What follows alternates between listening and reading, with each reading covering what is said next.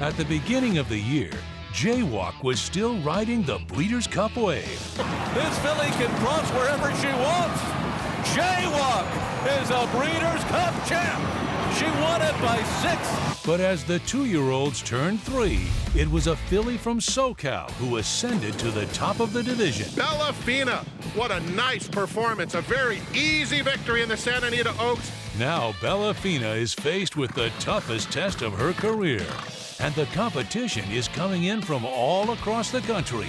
From South Beach, an exceptional runner just keeps getting better. Champagne anyone! Champagne anyone and Chris Landero spring the upset in the Gulfstream Park Oaks. In Lexington, Out for a Spin blew up the tote board in the Ashland.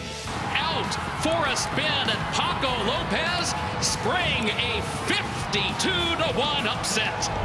And Lady Apple arrives from Hot Springs on a 3-race winning streak. Lady Apple puts her head in front. Motion, emotion. Lady Apple wins the fantasy. The most talented fillies in the land have arrived at Churchill Downs with one goal: to be blanketed in lilies on the first Friday in May. This is the Kentucky Oaks Handicappers Preview Show.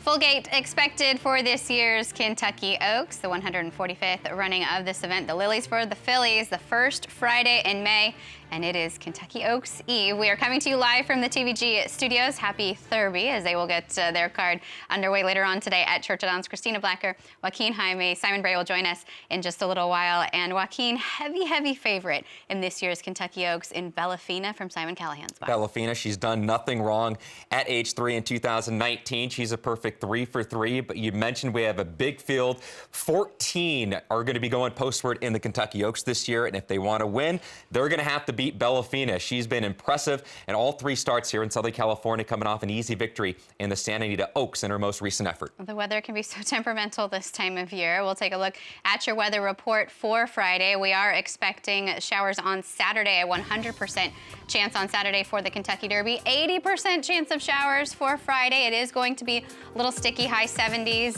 fairly warm, but Joaquin, these do fluctuate, but it is looking like there's going to be a little bit of moisture in the racetrack. And we're just over 24 hours away from the Kentucky Oaks.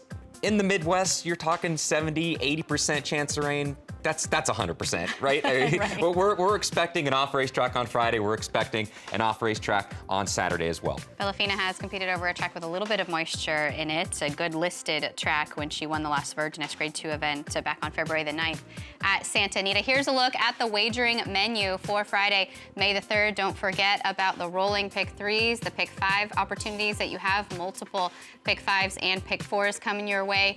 A $250,000 guaranteed Oaks Derby pick 6 as well. That is a $2 wager. The 2-day pick 3 with the Oaks to the Turf Classic and the Derby.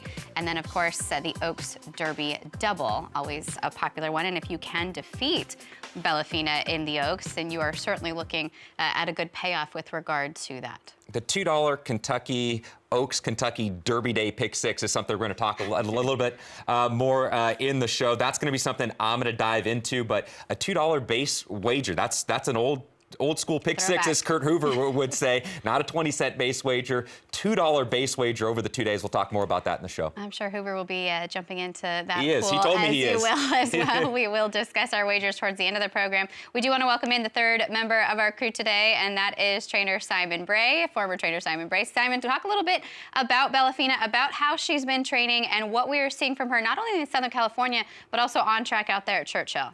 Well, you know, the focus is on Churchill Downs, of course, the first Saturday in May, and along with that comes a lot of scrutiny of each and every horse. And unfortunately, if you're not familiar with these horses, sometimes the way they travel or the body language they exhibit might be new to some people, but it's not new if they're on your local circuit.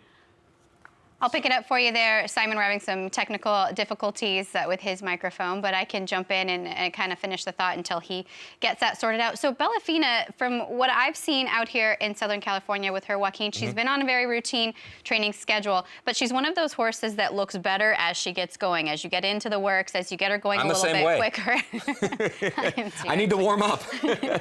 She does indeed. She's been there for a couple of days. She did put in most of her work out here on the West Coast and Simon Callahan. He's actually had a history of having these nice fillies, not only for the Oaks, but also for the Breeders' Cup Juvenile fillies. It's a real big part of his program. And she comes back to Churchill Downs, where she's only had one off day in her career. And unfortunately for the connections and Simon Callahan, it just happened to be in the Breeders' Cup, which was right there at Churchill Downs 6 months ago. Since that time, she's rebounded perfectly, has not lost scent. She's a perfect 3 for 3. But that is good to know, because if you're looking at her in the mornings, you don't really necessarily know this filly. You might think otherwise of her, but that's just her. But she's done nothing wrong in the afternoons this year. Simon, let's go back to you. You've got that most recent work right there behind you in the touchscreen. Yeah, and I've rebounded nicely here with those mic issues. Okay, let's take a look at it. Yeah, you've been talking about, it's the way she goes. It's just the way she travels. We see it in the Kentucky Derby with Vekoma. He's got a very funny way of going, but it's been the way he's done it his whole career. This was her work at Santa Anita. It was on April 26, going 5 furlongs. A couple of things you'll notice: she works solo. She's a very, aggressive filly. She's got a high cruising speed, doesn't need to work in company. And this is just a maintenance move. 101, she goes in 101, and I think it was just an easy move. You can see, I mean, look, she gets over the ground just fine, but you wouldn't, like, if you maybe lined up 10 of the top best fillies in the world, you would say she moves the best, but she handles it well. She only has one defeat. That would be my concern. Her one defeat was at Churchill Downs. Now, everyone says, well, if you handle Churchill Downs once, you'll handle it again. Remember, the track on Oaks and Derby Day, it's pretty, it's not the same as most Churchill Downs racetracks the rest of the year. But that said, she's going to be a short price. I still think she's worth the play against, because I tell you what, guys, the 1 1/8 is still a question mark for me. She's been beaten up on 5-horse fields out here. The pace is going to be very honest in the Oaks, and she might get burnt up in that front end. It will certainly be the stiffest test that she has faced. That's one thing that I kind of noticed, Joaquin, and just looking at replays of all of the fillies coming in. Bellafina has been able to literally run circles around the fillies out in Southern California. She is stepping into deeper waters, as she should be in the Kentucky Oaks. And I agree with what you and Simon, your thoughts of you and Simon is, are her performances this year looking better because of the competition that she's been competing against? And I think so. I'm going to play against Bellafina as well. But here are her particulars: a daughter of Quality Road, an $800,000 purchase at auction, 6 for 8 lifetime, a multiple Grade 1 winner as well. And we touched on it, the only off day that she has had in her career, closed out her 2-year-old season in the Breeders' Cup Juvenile Fillies when she was defeated as your post-time favorite. 4th defeated 9 lengths behind JOAQ and Restless Rider, who are also back in the Kentucky Oaks this year. She's big, she's imposing, the daughter of Quality Road. She will certainly make her presence felt out there out of a Malibu Moon mare. 6 for 8 lifetime is Bellafina. I was there the day she ran second in her career debut, and they knew they had a talented filly on their hands. They knew that they would end up in this spot, provided all went well, in the gate for the Kentucky Oaks come this Friday. So we are looking forward to it. Lots to get to here on our Oaks preview show. We will analyze the field horse by horse for you in post position order. But as we step aside for our first commercial timeout, we do want to remind you, new players, we will double your first deposit and offer the money back special on Oaks and Derby Day. Be sure to visit tvg.com/derby for all the information that you need. And at Churchill Downs, get your money back for 2nd or 3rd. Here's a look at the details as far as which races they will be available. May 3rd, all racing at Churchill. On Derby Day the 4th, the Derby and races 1 through 4 to begin the program. Details at tvg.com/promos. That available to all TVG account holders. Stay tuned. We'll be right back on the Kentucky Oaks Preview Show.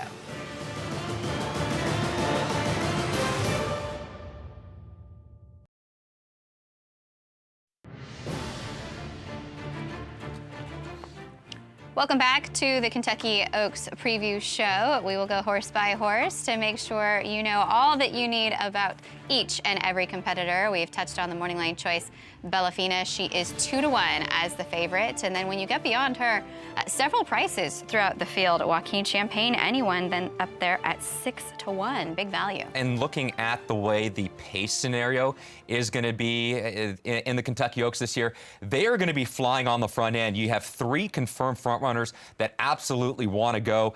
JOAQ, your champion 2-year-old filly. Emotion is fastest to her outside. And then you have Serengeti Empress for Tom Amos, who has one way of going, and that is straight to the front. So you have 3 confirmed frontrunners that want to set the pace in this year's Kentucky Oaks. We are going to have Speed out for a spin, breaks from the inside post. She is tactical. She took a big step forward as far as her speed figures go in the Ashland last out, but for me, she's a bounce candidate. Daughter of Hard Spun, looking to get back to that type of performance on Friday. Chocolate Kisses for trainer Mark Cassidy is one of the fillies in here that could benefit from that very hot pace. It happened for her 2 starts back in the Grade 3 Honeybee. They went 45-4 for the half mile. She made him pay late. She won that day at odds of 7-1. Expect a better performance from Chocolate Kisses. Lady Apple will be up next for Steve Asmussen, daughter of Curlin, out of a Clever Trick mare. And do yourself a favor, watch the replay of the Fantasy Grade 3 last time out for her at Oaklawn. She is scrappy, fights her way through along the inside, a very tenacious filly. She's 3 for 7 lifetime. All right, Lady Apple going for 4 consecutive victories. She's undefeated in 2019 for the Hall of Famer Steve Asmussen and Phoenix Thoroughbreds. There is your morning line 2-1 favorite. Bellafina for Kaleem Shaw. Trainer Simon Callahan, also undefeated in 2019. She's won the Santa Ynez, the Las Virgenes Stakes, and the Grade 1 Santa Anita Oaks, looking to add another Grade 1 win to her resume. Flora de la Mar will be up next. All the buzz in Southern California was about this filly, and she did not disappoint in her debut. Flashy 5-length victory that day. That was at 6.5 furlongs. She tried the 7 furlong sloppy track on March 2nd against optional claimers. Didn't really show up in the second start of her career, but she rebounded last time out. Solid second place effort for her behind Bellafina. She was defeated 5.25 lengths to the morning line choice in the Oaks. Positive Spirit going to be a long shot for Rudy Brissett, most recently second in the Grade 2 Gazelle Stakes. It was her older brother, Always Dreaming, who won the Kentucky Derby a few years ago. Now she is trying to win the biggest race in her career. She's already a graded stakes winner. She took down the Grade 2 Demoiselle to close out her 2-year-old season. She's 30-1 on the morning line. Here's a look at JOAQ, your 2-year-old champion, your 5.5 length winner of the Breeders' Cup Juvenile Fillies. That was her first attempt around 2 turns. She's part of the pace scenario, one of those that has one way of going. So far this year at 3, she has been defeated in each of her efforts. She was 4th and sort of lackluster in the Devona Dale, and then she would follow that up with the 3rd place effort in the Grade 1 Ashland last out. Expect JOAQ to be dueling on the front end with the filly just to her outside. And that is Motion Emotion for Mark DiDomenico and Thomas Van Berg. She comes off back-to-back second-place finishes, defeated by Chocolate Kisses and Lady Apple, who are also back in the field this year. Now she's got speed going 1 mile and a 16th. She's going to be dueling on the front end, going the furthest race in her career of 1 mile and an 1/8. And getting back to JOAQ, she is trying to follow up that Breeders' Cup Juvenile Fillies win with a Kentucky Oaks victory. To walk this way, champion 2-year-old fillies that have done so. You go back to 1999 for the last one, Silver Bullet Day from the Hall of Famer Bob Baffert's barn. It was another 10 years back to Open Mind, and then Heavenly Cause for Woody Stevens. And what do the last 2 have in common here? Both their Breeders' Cup wins came at Churchill Downs. Open Mind in 1998 in the slot for Dwayne Lucas and Gene Klein, and then 1998 at Churchill Downs, Silver Bullet Day 1 for Bob Baffert and Mike Pegram. Simon Bray joins us now. Simon, no surprise that the Grade 1 Ashland has always been a very productive race with regard to the Kentucky Oaks, and we get several of those competitors coming back to face each other once more. Yes, including the top 3 finishes out of that race, won by Out for a Spin, who's a huge number. We're going to go back and look at the Ashland. Let's take it from the start. We got the 3 horses we're going to talk about. JOAQ breaking out of post number 4 right here, and then you've got Restless Rider right next door for Kenny McPeak making her seasonal debut, and of course Out for a Spin, who is a let go of that huge number in a short field on the outside post here. So let's take it from the start here. The one thing about JOAQ I'll notice, you see she's gunned for the lead here. She's the 4-horse, the gray right there. She just, to me, hasn't developed since her 2-year-old year. She hasn't made that transition from 2 to 3. She was a precocious 2-year-old. I saw her down at Gulfstream Park in the Devona Dale. Boy, I mean, she could have walked under our desk. She hadn't grown up that much. And I think some of her peer group are starting to catch up with it. As we go around the far turn here, you can see JOAQ on the lead. Restless Rider is the horse I want to focus in on. I thought Restless Rider had a very good race here. As we pick it up, turning for home. Can we freeze it right here? You see JOAQ at this point right here getting ready to back up. And Restless Rider, this is her seasonal debut. JOAQ's already had a race under her belt. Out for a Spin is going to make a move from off the pace as well. But I tell you what, Restless Rider, she's parked 3 wide here at this point, and it's her first start since last fall. She has good form, and I know she runs second quite a lot. And a lot of people say, well, she's a filly that doesn't want to go by horses. But I'm going to give her an excuse here. I think she needed this race in big-time fashion. She comes into the stretch here, and look at her right now. You can just see she got a little bit of a high head carriage right here. When she switches leads, it's still a little high. I think she needed the race. She's just gasping for a little air here, and is out for a spin, gets the lead here. Restless Rider looks like, I thought mid-stretch she was going to get well beaten, but right inside the 16th pole, watch her here. She puts her head back down, kind of collects herself, gets a second win, and she's actually gaining at the end. I think she's a filly that's going to improve a ton out of this race. To me, as a former trainer, she looks like a horse that definitely needed this race. Sometimes you'll see horses go to the lead and back up. Sometimes you'll see them do what she did, make a big move, head comes up, kind of gets a second win, puts the head down and finishes off the race. She is going to improve a lot out of the Ashland, and I think she could be a big factor in the Kentucky Oaks, Christina. She hasn't missed a beat. She hasn't missed a race. She's kind of been a part of each and every one of the big dances for these 3-year-old fillies, and back last year in her 2-year-old season as well. The outside post hasn't actually been difficult to negotiate as of late. We've had a lot of horses not only win this race, Monomoy Girl most recently, but many in the exacta and trifecta from the outside post. So good luck to Restless Rider. Brian Hernandez Jr. will be aboard, her regular pilot. We're going to go a little more in depth with regard to some of the horses. We'll go back to the number 2 horse in here, Chocolate Kisses. Chocolate Kisses, Julian Leparoux will be aboard for Mark Casse. And I'm a little surprised, Joaquin, because the last time these two hooked up, it did not fare so well. She hopped at the start of the Rags to Riches over this surface and dropped Leparoux to the ground. And that closed out her 2-year-old season. 3 months later, they brought her back on the turf at the fairgrounds. She won by a length and a half on the grass. And the race we're taking a look at here is a race in which she's most likely going to get the exact same setup in the Kentucky Oaks. Very quick early on, 22 for the quarter, 45 for the half mile. She dives down towards the inside with Orlando Mojica. She won this day from well off the pace at odds of 7-1. Sat a little bit closer to the pace in the Ashland. I know she was 6th in the field of 7, but she was still a little bit closer to the pace. They're going to be cooking on the front end. They're going to be going fast. Leparoux's aboard, going to take back, try to make one run, see if Leparoux can negotiate a trip, stay out of traffic trouble, and come from off the place. That's going to be the game plan for her. She was kind of buried in the Ashland, down along the inside. It wasn't really the best place to be that day. I thought she had a really tough trip. Wasn't quite able to overcome that at Keeneland. Daughter of Candy Ride shouldn't have any trouble if they do have a little weather and a wet racetrack for her to compete over for the Kentucky Oaks. So she's the number 2, Chocolate Kisses. We'll jump a little further to the middle of the field. Want to look at Motion to Motion. You talk about the pace scenario. She really does have one way of going, and she is so fast out of the gate, Joaquin. That is certainly going to be where we will expect to see her. Yeah, we saw the backtrack with Chocolate Kisses in the Grade 3 Honeybee, who won. Motion to Motion was your pace setter, finished 2nd that day. Now this is her most recent effort in the Grade 3 Fantasy. Double backtrack here with your top 2 finishers. You have Motion to Motion down on the inside in the pink silks, and look at Ricardo Santana in the white silks coming up the inside. This was a nice performance by Lady Apple. This was her first stakes race, graded stakes race since the Grade 3 Schuylerville back at age 2 in the summer at Saratoga. She was able to stalk down there towards the inside and squeeze through a narrow opening, going right up the fence on Motion to Motion. For me, Lady Apple would be the horse that I would absolutely want to take out of that most recent race in the Grade 3 Fantasy at Oakland Park on the 12th of April. She's going to be able to sit just off the pace. She's going to get a jump on the deep closers. Lady Apple at 20-1 on the morning line is a horse at a big number that I think can make some noise late. I'm right there with you on her speed from Motion to Motion. We expect to jaywalk just her inside, lots of speed there. And Simon, as we kind of circle back to Bellafina, you know, she has been forwardly placed in many of her races, and I know Simon Callahan really trying to teach her to rate. I wonder what their plan is going to be, because as I said, she's been running circles around the horses in Southern California, but she's not going to be able to do that this time. And she's not naturally as fast as some of those fillies I just mentioned to her outside.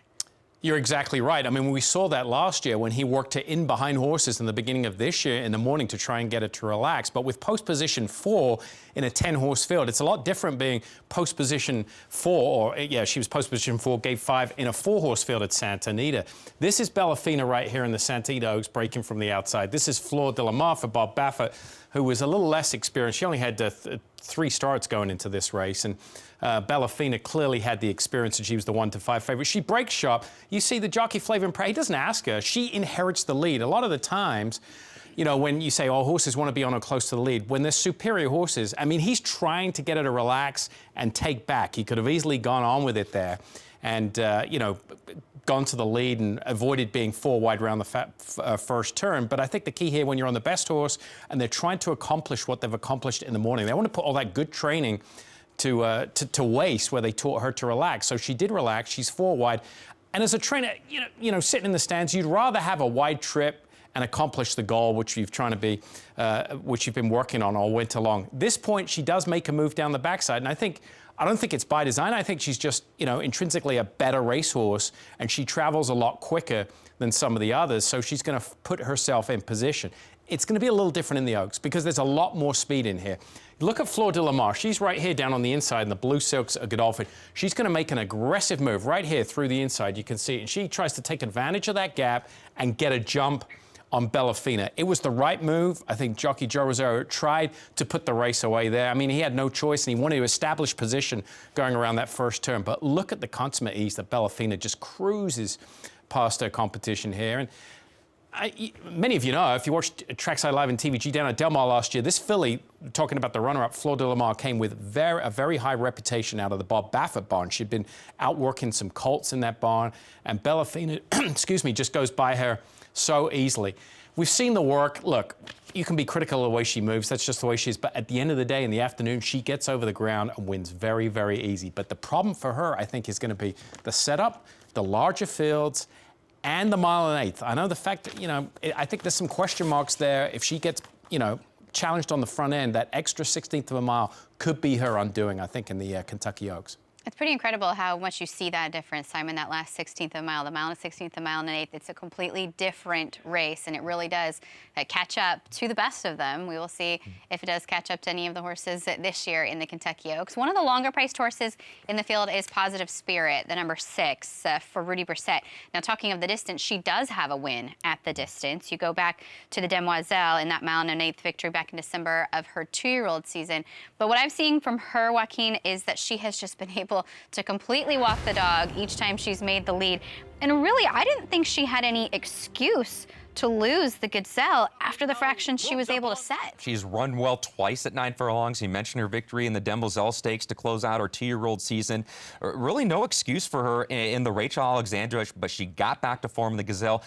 It is a deeper surface over at Aqueduct. We know that, but still, with the fractions, 50 for a half mile, 114 and 4 for 3/4 of a mile. Always Shopping came back and won the Busanda Stakes prior, looking at Always Shopping to go into the Black-Eyed Susan in her next race. But she set the pace. She was roused up in the stretch. She kept trying down there towards the inside. But I'm with you. Really no excuse based off those very slow interior fractions that Positive Spirit was setting in her most recent start. But at least for her, 9 furlongs, not going to be an issue for her. First and second and 2 tries over it, but she's going to have to step up her game based off that performance in the Grade 2 Gazelle Stakes, where she had everything her own way on the front end. And with the likes of the others that we've talked about with regard to the pace, she's going to be mid-pack, right? She's not getting the front. She's got to be at least mid-pack. Yeah, I would think so, too. That's going to be a change for her style. Positive Spirit, Manny Franco will be aboard for Rudy Brissett. Good luck to them with the daughter of the late Pioneer of the Nile. Let's take a look at the field once more. We've been able to go a little more in depth on about half of them now, and many more to come with regard to our analysis here of the Kentucky Oaks. Again, Bellafina, the morning line choice at 2-1, but so far no respect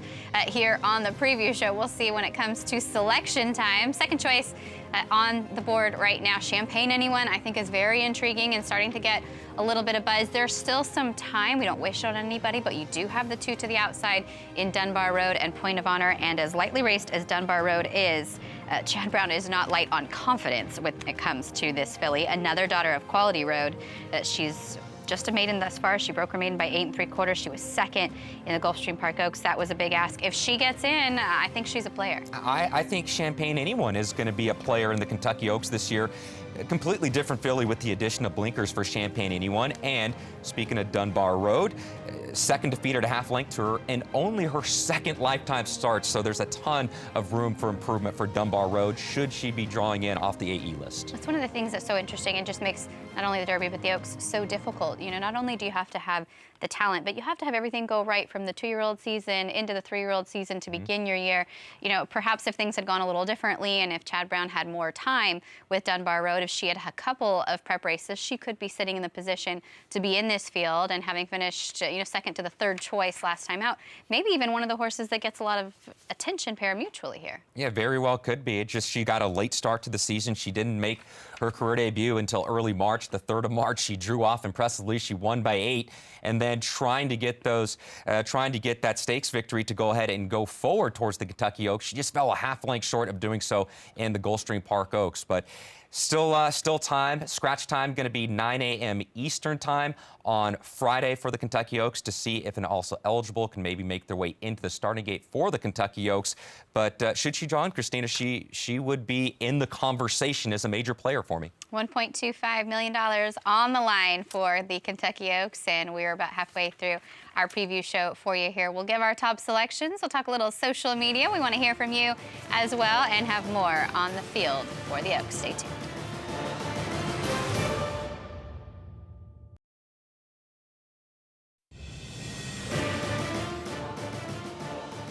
Welcome back to the Kentucky Oaks Handicappers preview show. Simon Bray joins us on the couch now. Time to dive back in with regard to our horse-by-horse analysis. So we'll get to the 9 Leora coming up next, another daughter of Candy Ride in this field. He is well represented in both the Oaks and the Derby this year, and should we have the off track as mentioned, shouldn't be much of a problem for her. She comes out of a 3rd place effort last time out in the Fairgrounds Oaks. They did add the blinkers that day. I thought she won the battle, but not really the war. She was kind of wide, pushed out, involved early, and then ended up second to Street Band, who would come from off the pace for that win. A lot of stamina in her pedigree. The mile and 1/8. It will be the first time that she tries it, but should not be a problem. Champagne Anyone had blinkers put on for the first time last race as well, just like Leora, and it resulted in a victory. She won by a half length in the Grade 2 Gulfstream Park Oaks. She defeated Dunbar Road, who we discussed is on the outside looking in, is also eligible at the moment, and it was a career best number for her. It was a career best by her speed figure, put up at a 90 as she looks for her first Grade 1 win.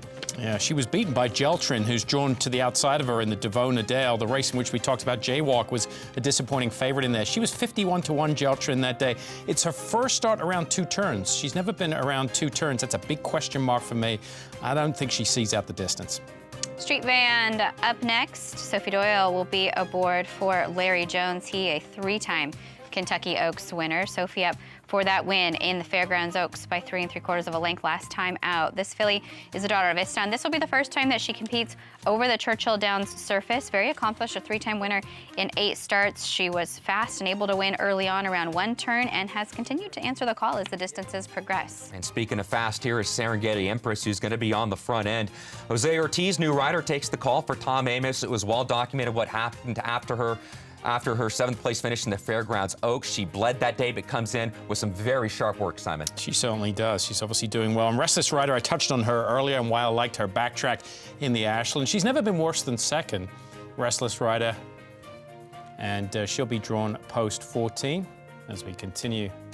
That is a Restless Rider, yeah, sorry. Restless Rider on the outside there.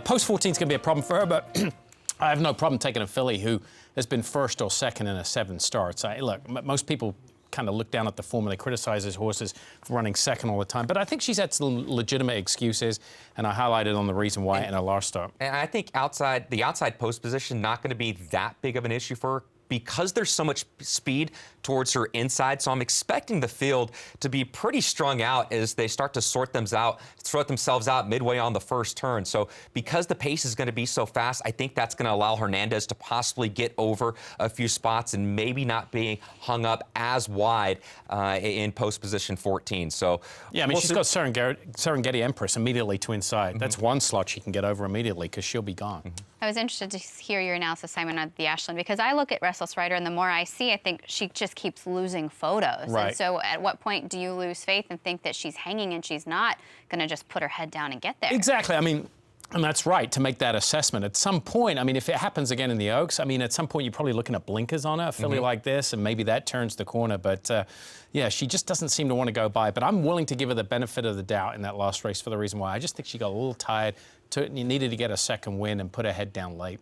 And then again, the outside two hoping to get in. We've talked about Dunbar Road. There's also Point of Honor for George Weaver, winner of the Suncoast. Dunbar Road, real quick. I heard this morning, Mike Welsh from the Daily Racing Form was on Twitter, and he said Chad Brown called him up Saturday night and said, I need some scratches. I need to get Dunbar Road in the Kentucky Oaks because he thinks it's one of the best fillies he's ever trained. He lightly raced, and he said, I don't care if I draw in, I'll get the outside post. So, I mean, barring any late scratches, I mean, that's what he's going to need to get him in. But that's how highly he thinks of Dunbar Road.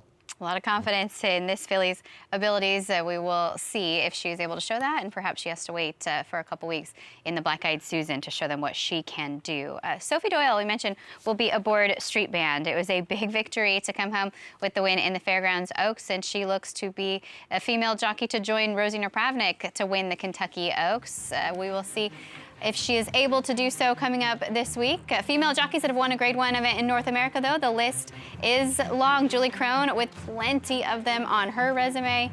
Taking a look over the years there with the Belmont, the Juvenile Fillies, the Pacific Classic on Candy Ride. His Candy Ride just all over our shows. The show, right? And then to Rosie, you mentioned a couple of Oaks wins for her. Untappable, Believe You Can. Chantal Sutherland with the win on Game On Dude in the Santa Anita Handicap. Emma Jane Wilson in the Northern Dancer with Interpol. And Larry Jones, as I touched on when we talked about her, he is not short on wins in this race. Three, right? Three Kentucky Oaks Proud wins. Spell, Believe You Can, and Lovely Maria. And Sophie, the thing with Sophie aboard Street Band is she knows this filly. She's been aboard this filly the last few starts, including a victory in the Fairgrounds Oaks. So, yeah, it could be an upsetter for Street Band. She was defeated well behind Serengeti Empress, but we've talked about the pace snare. That's going to be something that Serengeti Empress is going to have to overcome on Friday in the Kentucky Oaks. But Street Band is a horse that is going to be another mid-pack horse, Simon, who's going to get the jump on the deep closers. I'll tell you, the remarkable difference for her has been the transition from 2 to 3. We talked about it with Jaywalk going the wrong way. It's gone the right way with Street Band. She was sprinting as a 2-year-old, didn't show her best. Look at the difference when she was stretched out and matured into a 3-year-old. She had a disappointing effort behind Serengeti Empress, but she had traffic at the start. She didn't get comfortable early on. She rebounded with a win out of that. I think she's a filly that's developing, that's improving from a 2 to 3-year-old year. It's very, very dangerous. 3-year-old fillies improving in the springtime. I think you could say the same thing about Champagne Anyone, one that really is coming on at exactly the right time. Ian Wilkes trains this filly. Chris Landeros will be aboard. A win last out in the Gulfstream Park Oaks. And if you go through her form, you know, she was thereabouts at 2 years old, and she is just now reaching her potential, having improved with her speed figures in each and every start. And one thing I liked about this backtrack is if you go back and you watch it down the backstretch, the blinkers were added for the first time, as we mentioned, but she relaxed nicely. She was not keen. She was not rank. She was well in hand with Cliff Sanderos, sitting at a good spot, sitting just off the pace setter.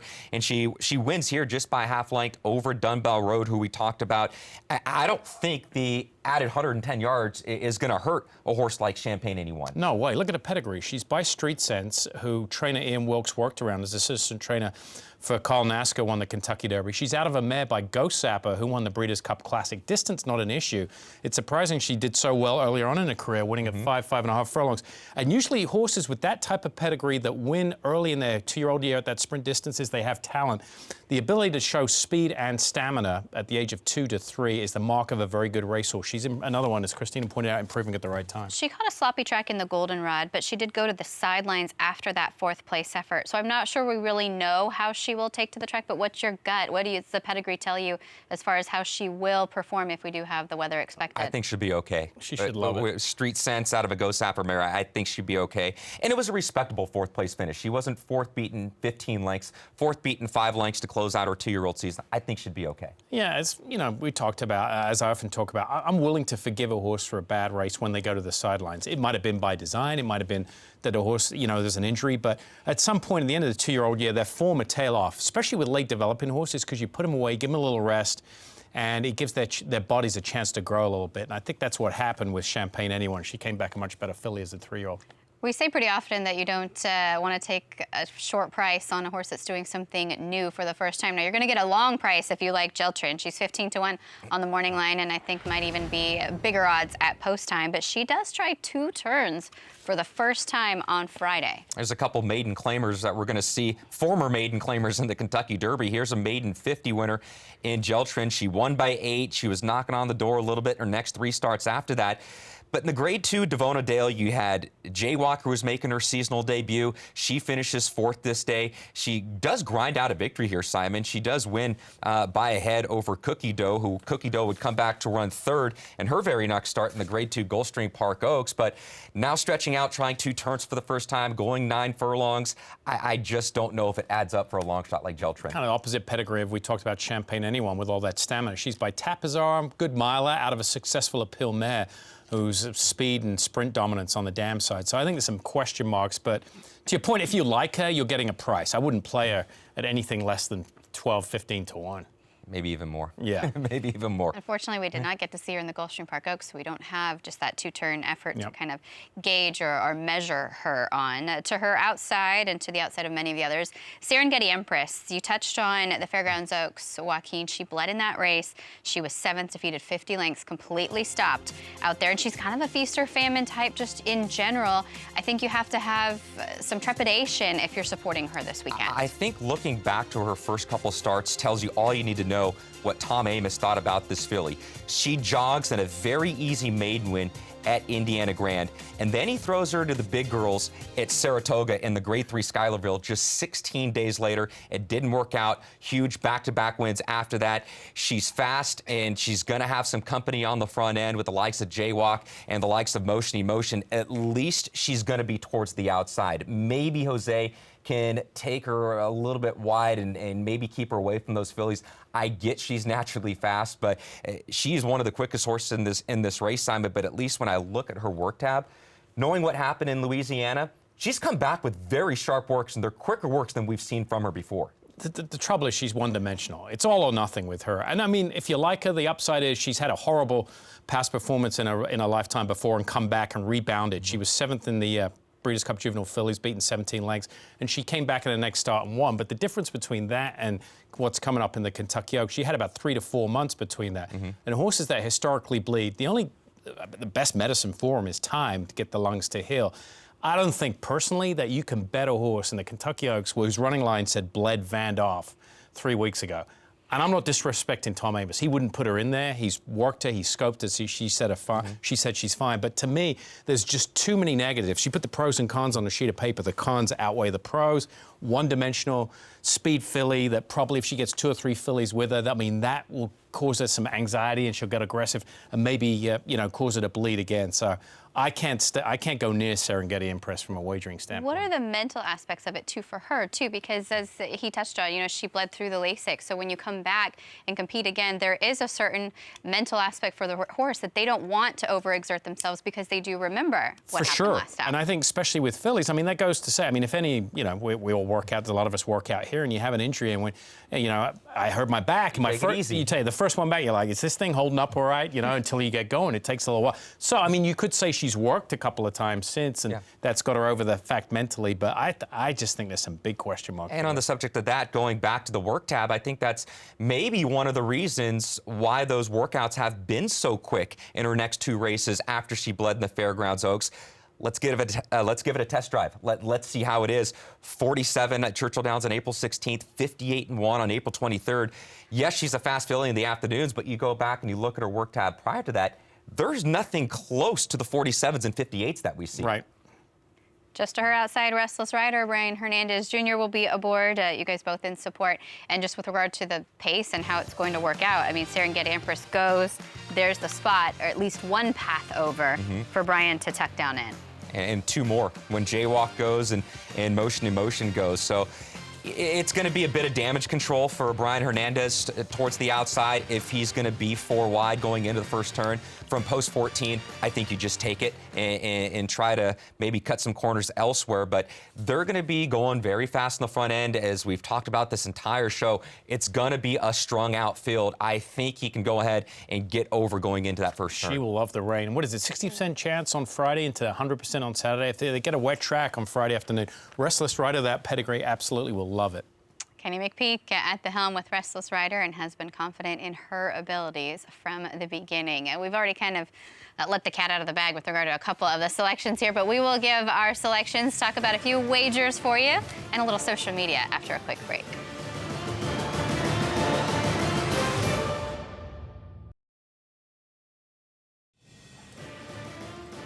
Social media, never quiet. All of us this week as we get closer to the Kentucky Oaks and the Kentucky Derby. We want to thank you for sharing some of your pictures, your tweets, your thoughts. Be sure to keep them coming to us here at TVG. We also want to know about your selections. But let's take a look at a couple of tweets that have caught our eye here at the network over the last few days. Many people fortunate enough to be there and to share a little bit about these horses. Jockey Chris Landeros, yeah, he is ready for a big weekend of racing at Churchill Downs. Blessed for the opportunities to ride Champagne Anyone in the Kentucky Oaks, and Bodie Express, who does draw in to the Kentucky Derby, as we know, with the scratch of Omaha Beach on Wednesday. Ryan Thompson, Street Band, good photo there, looking ready for the Kentucky Oaks this morning at Churchill Downs in a full gallop out there on the racetrack. Amy Jackson, looks like she takes quite a few photographs. Amy Jackson photo, with just 2 days to go until the Oaks. Serengeti Empress receives a pep talk from her hot walker. I wonder what they're talking about out there. Tom Amos, good luck to him, to the entire team competing with Serengeti Empress. So Ray Pollock, the Pollock Report, always active on Twitter, always keeping you abreast of the news. Lots of love in the Motion Emotion camp as the Kentucky Oaks hopeful schooled in the Churchill paddock yesterday with trainer Tom Van Berg and groom Juan Medina. Love that he gave a shout out to the groom there as well. Good luck to Motion Emotion. She's another one that is part of the pace scenario. She will be forwardly placed and jumps just so quickly from the gate. Courtney Snow, Gulfstream Park Oaks winner, Champagne Anyone. We get another good look at her, the daughter of Street Sense, galloping for trainer Ian Wilkes. His son-in-law, Chris Landeros, will pilot, as we mentioned. And then Ryan Thompson, Ryan from Chicago. Here is a look at Florida Lamar, the daughter of Tisnow at Churchill. She's so flashy. I was there the day that she broke her maiden at Santa Anita. Just a beautiful filly. And you have to think that Bob Baffert thinks she has all the tools. She's another one of those that might be playing a little bit of catch up. He did say that he's, quote, throwing her into the deep end and deep water this weekend with regard to the Kentucky Oaks. So keep the photos coming. We do encourage you to, again, chime in, be a part of the show, not only today, but all weekend. And don't forget about those promotions as well. Joaquin and Simon, I know this is some of the more challenging racing that we'll face all year round, and nothing better than that money back special when you're looking for a top pick. That's right, and TVG account holders, you can sign up for a new TVG account right now, and we will double your first deposit in addition to you being eligible for the money back special on Friday and on Saturday, on Kentucky Oaks Day on Friday and Kentucky Derby Day on Saturday. Sign up right now. There's never a bad time to sign up for a TVG account, but there are great times of the year to do so. This is one of those great times of the year to sign up and be a new TVG account holder. And when you do, you become eligible for promotions like this, a money back special. You get a refund. You get your money back if you finish second or third on all races at Churchill Downs on May 3rd, and the Kentucky Derby and the first 4 races on Saturday.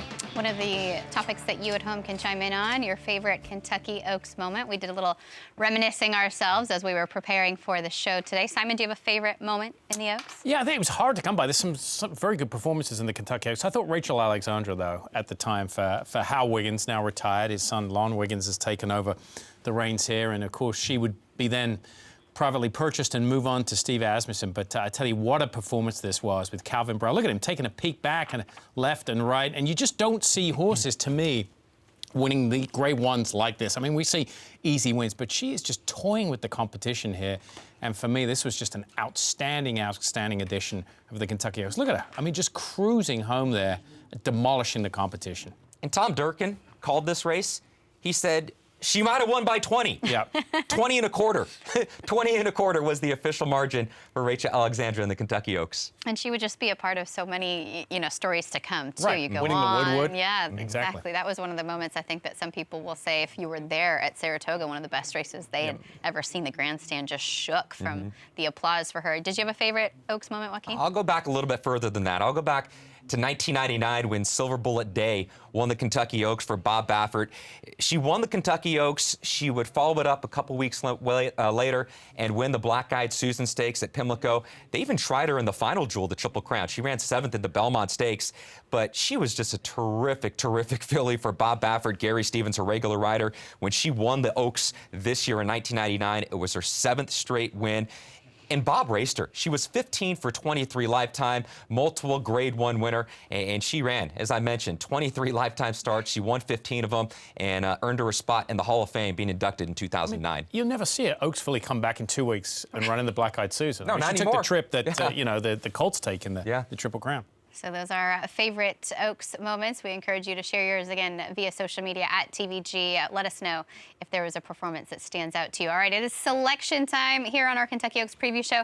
Simon, you're up first. Who'd you end up with? Yeah, no surprise here. I've given it away. Restless Rider, despite the outside post. I'm just going to take a shot against Bellafina. While I can see Bellafina winning this race, I just think from a wagering standpoint and a price standpoint, I just think there's a couple of things against her, and we've kind of touched on them in the show. So Restless Rider for me, I think she's sitting on a very good race, second off the layoff.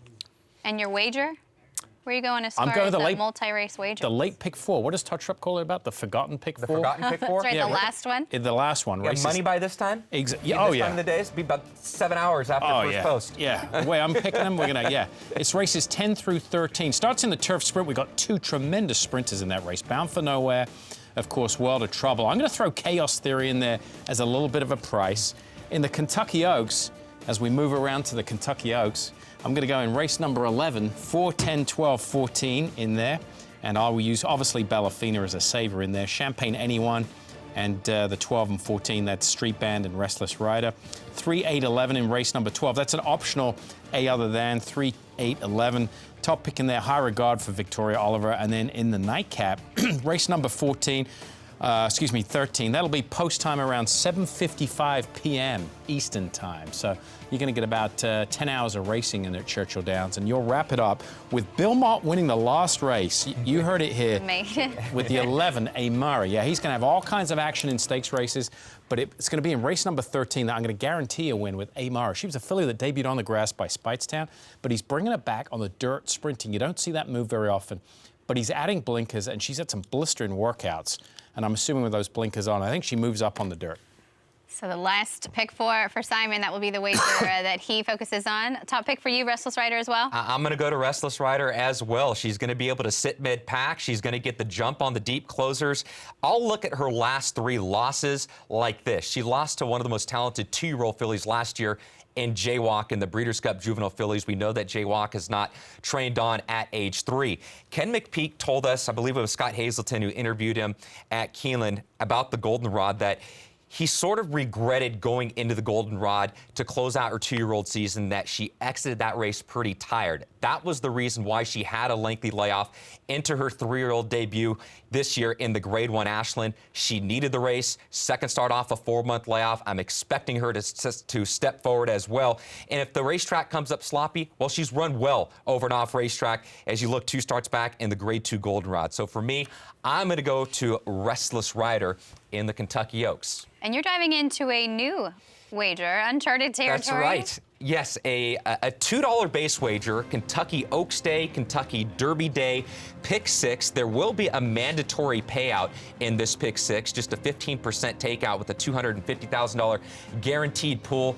I'm going to single my Kentucky Derby selection. That is going to be game winner. I'm going to single a Chad Brown runner in the Turf Classic. Before that, I'm going to single Bricks and Mortar. I'm going to single Marley's Freedom, Bob Baffert in the Humana. I've made my top pick, Restless Rider in the Kentucky Oaks. I'm going to spread out in there a little bit. 3, 4, 13, 14 for me. I tell you what, going back to a $2 old school Pick 6. You have to find multiple singles. You had to find multiple singles, and it was tough to narrow it down to a $96 ticket. Or team up with your friends. And as we mentioned, don't forget about those rolling Pick 3s. You know, use those horses that you can single and create other opportunities for yourself. I'm going to take a swing in the Oaks. I'm going with Lady Apple for Steve Asmussen. I just love this filly. Take a look at her most recent performances. I think she's taken a big step forward. I think she has the pedigree to relish the 1 1/8. And I loved her effort in the Fantasy. She was so gritty, so scrappy. If there's any kind of trouble out there, I think she is going to find a way to get a good trip for herself. I'm with the opinion that maybe the favorite could be a little bit vulnerable in here, and I see an improving pattern for this daughter of Curlin. I don't think she will have any trouble if the track comes up sloppy on Oaks Day. So Lady Apple for me, Ricardo Santana, 20-1 on the morning line. I will use her as part of the Oaks Derby double every year. One of my favorite wagers. So I'll use Lady Apple, I'll put Bellafina on the ticket, and then I also see a lot of improvement as soon as Champagne Anyone was able to get the 2 turns. So she is on the Oaks ticket for me as well. Over to the Derby, Improbable is my top selection in this year's Kentucky Derby. Tacitus is on there for me as well. I went back and forth between those 2 for quite some time after learning of the scratch of Omaha Beach, and then the other 2 from Bob Baffert's barn, Game Winner and Roadster. I'm going 3 of the California boys and the Hall of Famer Bill Mott on my Derby portion of the ticket. $24 investment available at tvg.com. One more look at the Kentucky Oaks field. We've gone horse by horse, but is there anything we've missed? Is there any crazy long shot that could get there? Is there somebody that could jump up? Is there one that could wire the field even though we know we're going to have so much speed? Chocolate Kisses for me would be the horse that wouldn't surprise me at a long shot in addition to Lady Apple. 2 big price horses for me that I'm going to have on every ticket that I play outside of the pick 6 because I had to whittle down somewhere. Chocolate Kiss is going to get the pace to run into, and Lady Apple very sharp, trying grade 1 competition for the first time, looking for 4 in a row. 2 20-to-1 shots for me. I'm with Lady Apple. I just, another one that's improved as the races have got longer, 2 turns. So I think that about wraps it up. You 2 guys are off to prom, right? Yeah, I think so. Yeah, okay. A couple of things. Christine, if you get in trouble, call me. Make sure you're home by 10. Got it. 10? And it goes right here. Is that good? You're Too more early? strict than my dad was. All right. Yeah, I mean, come on. Yeah, Midnight for prom. All right. You're not going to make the after party. Look, I mean, I just want a picture. I just want the prom picture. And I got to put the little flower right there, corsage right here. Right there. It doesn't it's not going to move. That thing's rock solid in it. It's fake. We joke and we have a lot of fun, but we are really looking forward to these few days of racing and wagering at tvg.com. So we do hope that you will take a little bit of our advice, or at least the information, and make an opinion for yourself. But before we go, guys, how important is it to just watch the races throughout the day and be flexible? Because we've been looking at these races for days, for months, really. But how important is it to watch the track, how it's playing on Friday and Saturday? It's most likely going to be the 3rd consecutive year in which we're going to have an off racetrack. Don't be surprised when speed's doing well over an off racetrack at Churchill Downs. Uncanny moment, though. There's an hour and a half between races before the Derby that the skies always seem to clear post-time. So, yeah, we need to watch the track, but they get a long time to work it before the Derby. Sunday will be beautiful, I'm sure. Yeah. Sunny. Oh, gorgeous. Dry. Fast track. That's going to do it for the Kentucky Oaks Handicappers Preview Show. We hope you've enjoyed it as much as we have. For Simon Bray, Joaquin Jaime, I'm Christina Blacker. We will see you next time. Good luck in the Oaks.